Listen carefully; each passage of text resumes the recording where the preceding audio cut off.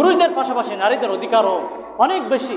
এই জন্য মা বোন যারা প্রতিনিয়ত ওয়াজ শোনেন তাদেরকে বিনীত অনুরোধ জানাবো, আপনারা নামাজ পড়ুন, আল্লাহর হুকুম মেনে চলুন। আল্লাহ রসুল বলেছেন, কোনো মা বোন যদি 4টি কাজ করে, কয়টি কাজ? 4টি কাজ, তাহলে তার জন্য জান্নাত ওয়াজিব। আল্লাহ রসুল বলেন, আমি রসুল তার জন্য জান্নাতের দায়িত্ব নিয়ে নিলাম। সকলে বলি সুবহানাল্লাহ। 1 নম্বর 5 ওয়াক্ত সালাত সে আদায় করবে। 2 নম্বর 5 ওয়াক্ত সালাত আদায় করবে। 2 নম্বর হলো মাহে রমাদান রোজা রাখবে। 3 নম্বর হলো স্বামীর খেদমত করবে। আর 4 নম্বর হলো পর্দা হিজাব লজ্জাস্থানের হেফাজত করবে। এই 4টি কাজ যদি কোনো মা বোন করতে পারে, আল্লাহ রসুল বলেন, আমি রসুল ওয়াদা দিলাম সেই মা বোনের জন্য আমি রসুল নিজেই সাক্ষ্য হয়ে তাদেরকে জান্নাতে পৌঁছানোর ওয়াদা দিলাম। সকলে বলি সুবহানাল্লাহ। এই জন্য সকল মা বোনকে অনুরোধ জানাবো, সবাই নামাজ পড়ুন, আল্লাহর হুকুম মেনে চলুন, তার ভিতরেই শান্তি। এবং বিশেষ করে আমরা অনেক পুরুষ যারা আছি, আমরা অনেকেই নামাজে আসি না, এই কাজের অজুহাত দিয়ে অনেকে আসছে না নামাজে।